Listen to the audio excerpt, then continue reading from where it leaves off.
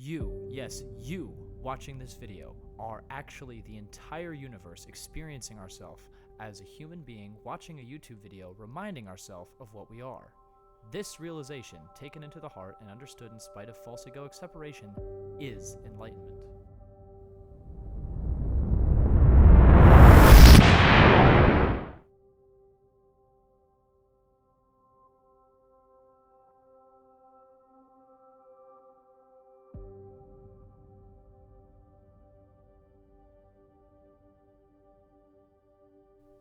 You, as a part of the universe made from the same quantum phenomena, atoms, and organic chemistry as everything else, is, by definition, no different from the earth, wind, and stars from which our components originated.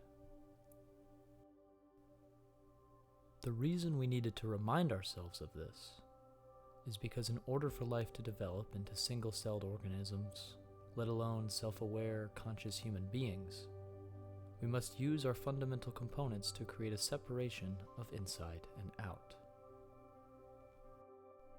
This false duality allows organic chemistry to work the way it has developed on Earth. Incidentally, this is why we only experience time in the causally forward direction at the rate that we experience it. Human beings, and seemingly all life on Earth, derive their life energy through chemical processes that work in the so-called forward direction. It is entirely possible, nay probable, that we, the universe, have developed forms of life that experience ourselves in the opposite time direction. And it is the case that other life experiences different time rates. Trees, for instance, certainly experience time in the same direction as humans do, but at a much slower rate. Returning to the false duality necessary for life, in order for evolution and chance to lead to more and more complex life, there needs to be, from the beginning, a defined 3D border at which the organism, or more precisely, the body, ends.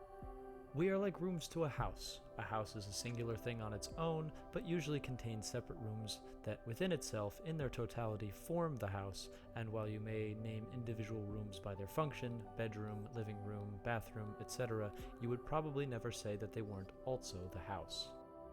Divisible parts, yes, but you don't usually leave the house and come back in when moving from one room to another. This applies both to the organs of a complex life and how different experiences are related within the one universal reality. This necessary duality is what leads to the ego, or personality, the part of you behind your eyes that controls your body and that can contemplate its own existence. The ego was evolved to keep the body alive and so has no reason on a regular basis to remind us that we are in fact everything, as that provides no benefit to personal survival, at least in a natural evolutionary sense. Now that we have begun to decide our own evolution because of our egos, its original purpose, to seek pleasure and avoid pain and keep the body alive, has become maladaptive and has led to much suffering and even ecological disaster. Selfishness is maladaptive in that it leads to destruction and disconnection from the one reality of love, which leads to undesirable experiences in this or a future lifetime. It should be mentioned that there is no such thing as right and wrong ultimately, just actions and consequences, cause and effect. This is what is known as karma. It is not justice, but it is simply the result of our actions.